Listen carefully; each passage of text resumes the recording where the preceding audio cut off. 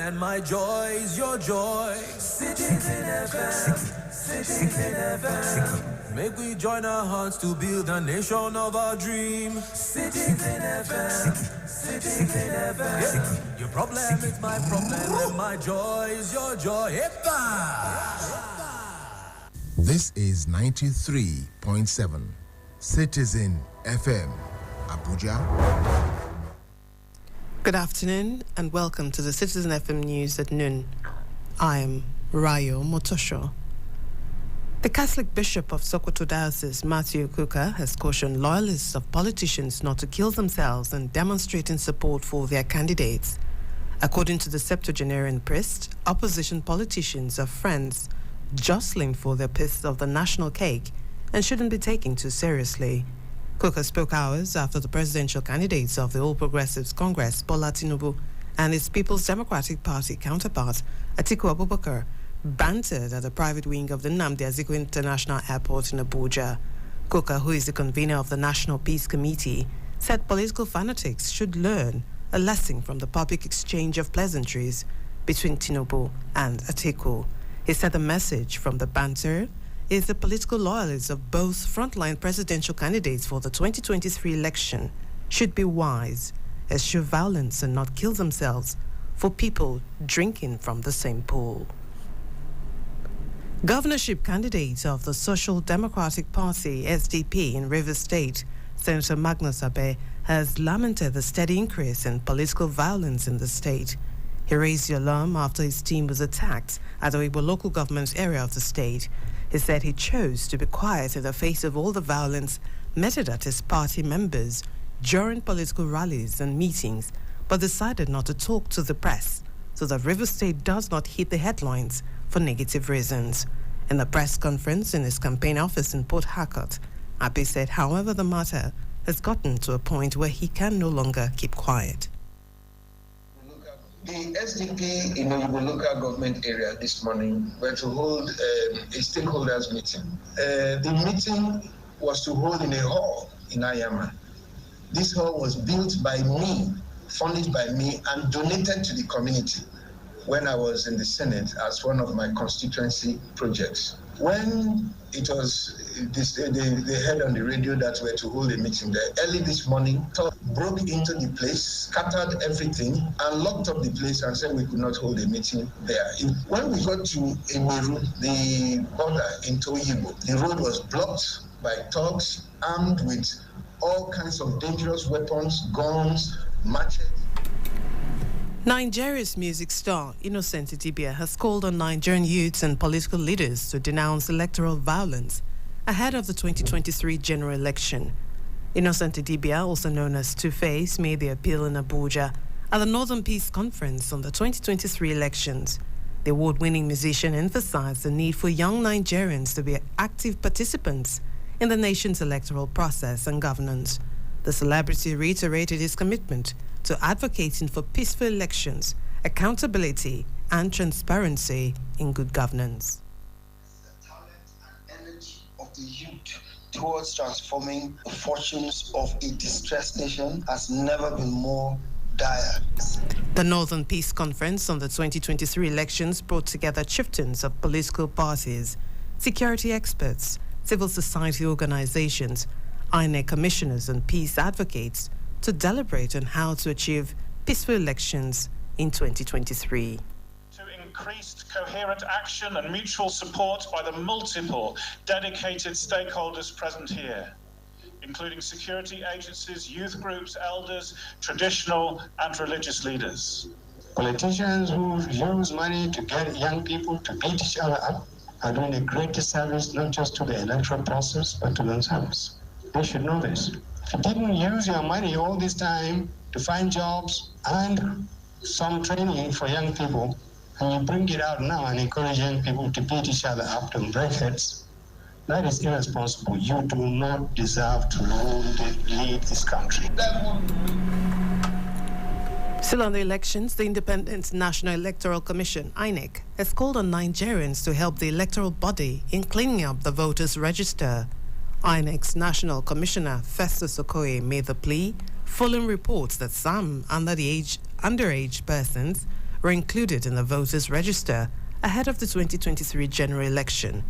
He said the commission cannot claim, in all honesty, that the register does not have errors.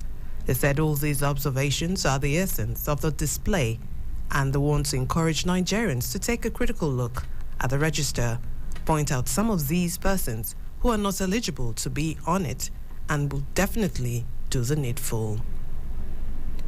Debates political economist Professor Patutomi has called on the disqualification of any candidate who fails to attend the election debate ahead of the 2023 general election. Utomi, who addressed journalists in Abuja, appealed to Nigerian electorates to use their power to vote against candidates who fail to make themselves available for the debate, which he says is an avenue for them to assess the plans and capacity of candidates before the elections. Utomi added that if the Independent National Electoral Commission does not have the courage to disqualify such a candidate, the electorates should do so on election day. Not be on the ballot box.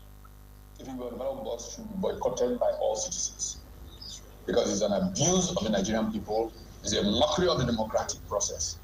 And let me define democracy for you as perhaps the best thinker on this matter that we know of living, the German philosopher Jürgen Habermas.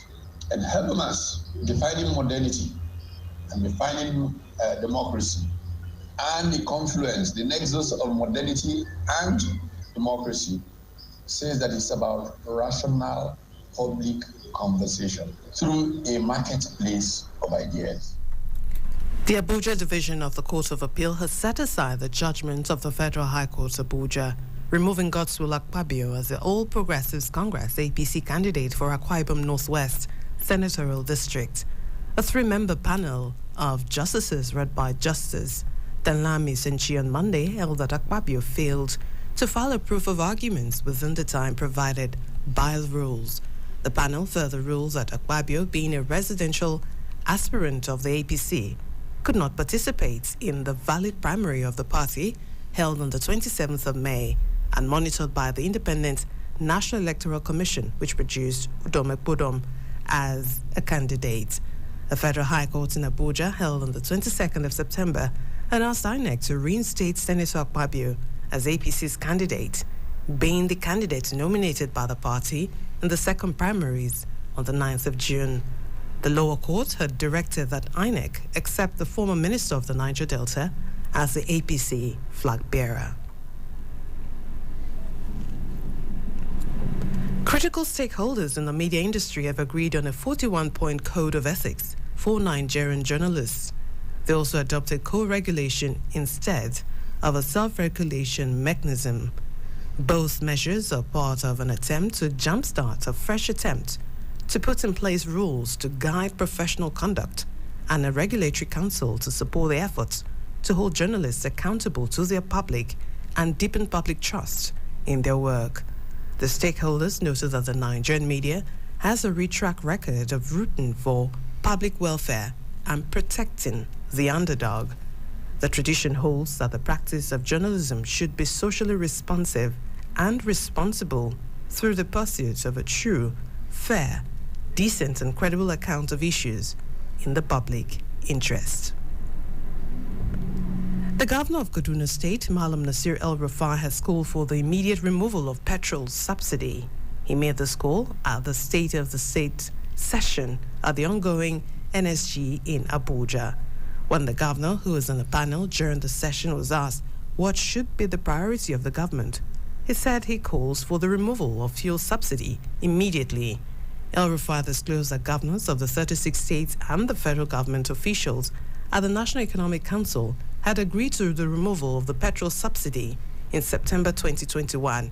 He expressed surprise that President Muhammadu Buhari failed to implement this decision despite the immense fiscal pressure the subsidy has brought on government finances and the corruption associated with it. The Nigeria Center for Disease Control, NCDC, has raised alarm that chances of Nigeria recording an Ebola virus outbreak is high. In a statement, it explained that its national emerging viral hemorrhagic disease Technical Working Group met on the 26th of September to assess the risk of importation of Ebola virus into Nigeria and the potential impacts to inform in-country preparedness activities. Based on available data and risk assessment conducted, Nigeria is at high risk of importation of the virus. The risk is due to the large volume of air travel between Nigeria and Uganda and the mixing of passengers, especially at the regional travel hubs of Nairobi, Addis Ababa, and Kigali airports.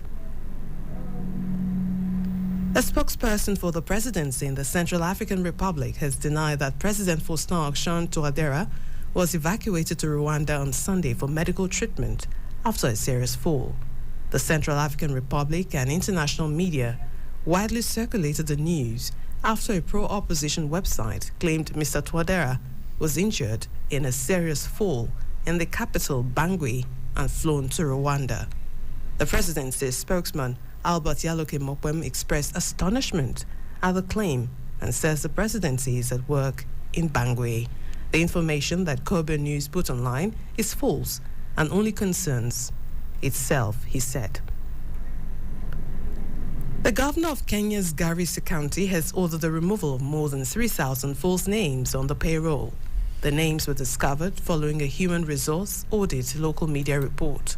It also found that most directors and their deputies were hired to head departments without having mandatory university degrees, and about 100 drivers were employed. Yes, the country has only 12 vehicles in its transport department.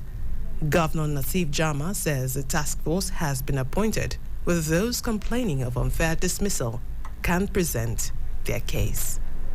And that's it on Citizen FM 93.7 News at Noon, as edited by Lawrence Omoite. I am Rayo Motosho.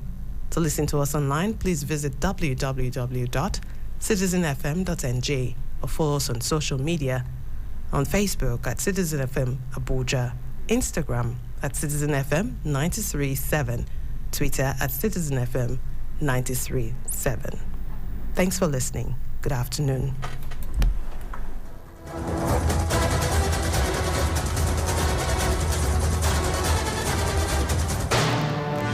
This is our journey. We've had our finest moments and our darkest hours.